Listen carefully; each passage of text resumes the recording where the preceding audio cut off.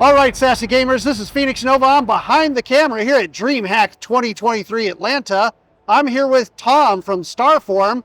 We're going to be talking about Metalstorm, which is out now already on Epic Game Store. And my understanding is free to play. Is that correct? It is free to play. It's out on Epic Game Store and both mobile platforms as well. And it's got full crossplay. Awesome. Tell us a little bit about how the free to play works with this. Yeah, so when you start the game, we're an air combat game, so you're going to be flying planes.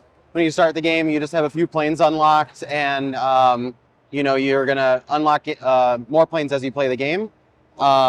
Free-to-play portions of it, the places you can spend are, we have a seasonal battle pass, which we call the flight pass, and that'll increase your progression through unlocking more planes. Planes you unlock are more like giving you more options and more things you can do. It's not necessarily a power progression system. So yeah, it's just giving you more toys to play with. So it sounds definitely not pay to win. Correct. Yeah. So there's power progression in the game that you spend time upgrading your planes. So the upgrades to your plane are persistent, it sounds like. Yeah. So every plane has 20 levels of progression.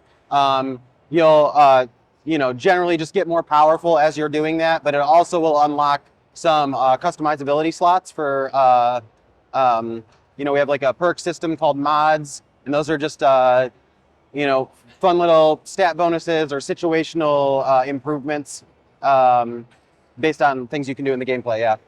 Awesome.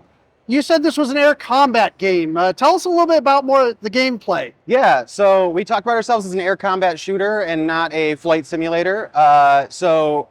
When we're designing and talking about how the gameplay works, we kind of talk about ourselves as a hero shooter, where the heroes are airplanes instead of a flight simulator that's trying to be realistic. So, like I said, we have a bunch of planes in the game, and you're going to unlock more as you play the game. You're going to see stuff like a plane from the 60s flying against a plane from today.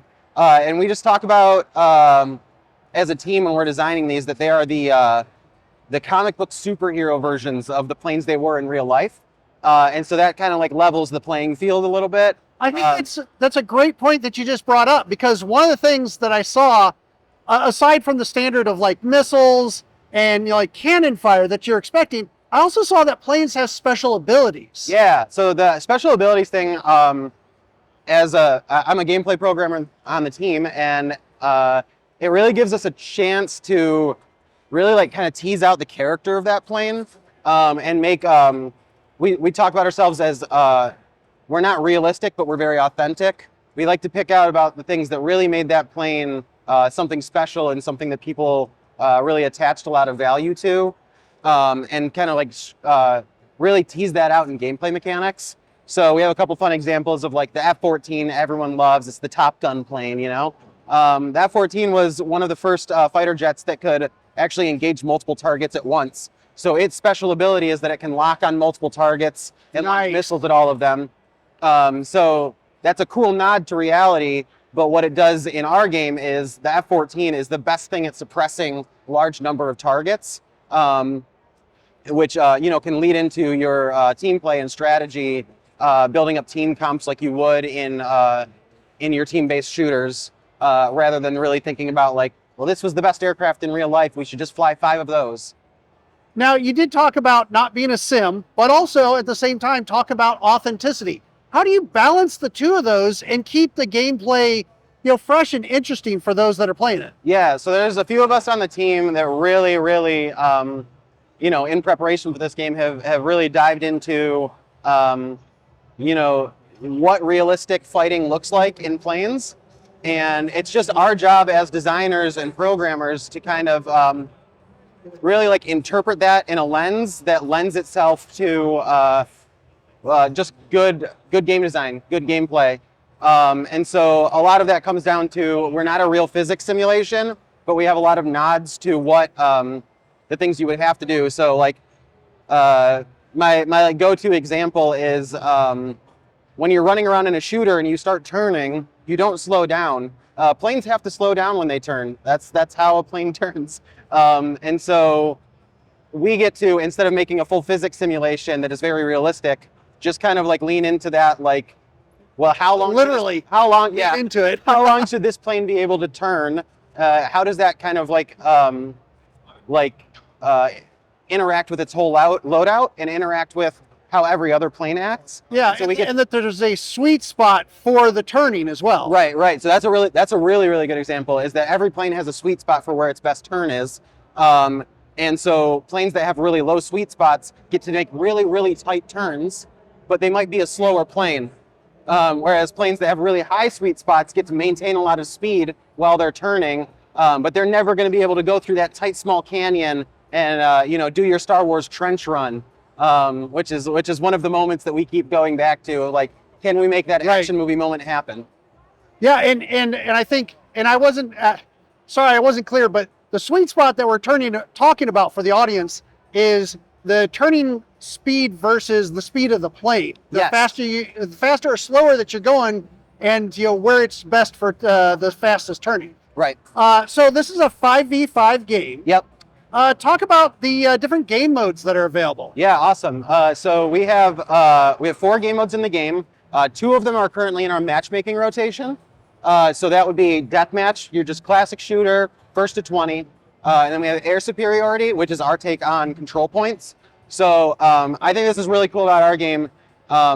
In your Call of Duty or Halo or something like that, Battlefield, your control points are, I need to go stand on that thing to claim it.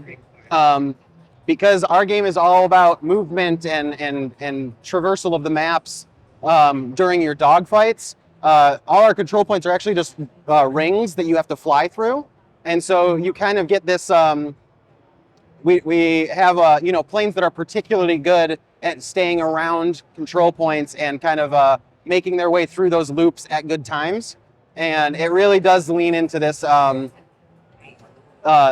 really like to encourage team play, really like to encourage like getting your buddies together and planning how you're going to approach a scenario. And so you'll see this kind of emergence in the community of people deciding the best way to control points, which looks much different than it does in traditional shooters, where it's just like, have someone stay in that room right, and shoot everybody that comes in. Yeah. So I did notice, kind of back to the authenticity a little bit, that when you're under direct fire or even taking missile shots, the time to live can get pretty darn short. Yeah. And I saw a couple of ways where this can be mitigated as you're flying around. Yeah. So one of the things that we looked at in realistic flight sims is planes fly really high up in the air. There's nothing to hide behind up in the air. And it's also kind of hard to tell how fast you're going up in the air. So we designed maps to really like bring you down in the ground. So like avoiding missile fire or avoiding guns. A lot of our game is about breaking line of sight. So flying through canyons. We have 3 maps in the game right now. The one you're seeing behind me is called Crimson Canyon. And there's a lot of spires to like duck behind to break line of sight. There's a lot of there are tunnels that you can fly through. And so, yeah, it's a fun challenge because in a shooter, you break line of sight by going behind a wall. But if there's a plane on the map, they can just go above the wall and look down. So we actually have to design spaces to provide cover in 3 dimensions, which has been a really awesome challenge. Matt here does a lot of our map design. Yeah, it's a really cool kind of genre-bending thing that we have to get into here. We also have, it's an airplane game. We have countermeasures, so missiles start coming at you, you can flare and turn, and man, I could talk all day about the design of flares and missiles going into it, because it's a really fun rock, paper, scissors moment, and a really fun time for what I call like collaborative kills, like kills that you and your teammate have to work toward together. Because you're right, the time to kill gets really short if you end up in a bad scenario, but it's on your opponents to create that bad scenario for you. And that's really where you see a lot of the team play come in. Yeah, absolutely. Okay, so we know that with it being on the Epic Game Store, that is obviously on PC. Is it on any other platforms? Yeah, so it's on iOS and Android in the App Store and the Google Play Store, and it's full crossplay. So you'll catch me at work over my lunch break playing on my phone, and then when I get home, I boot up my PC and play with some of my friends. Very cool.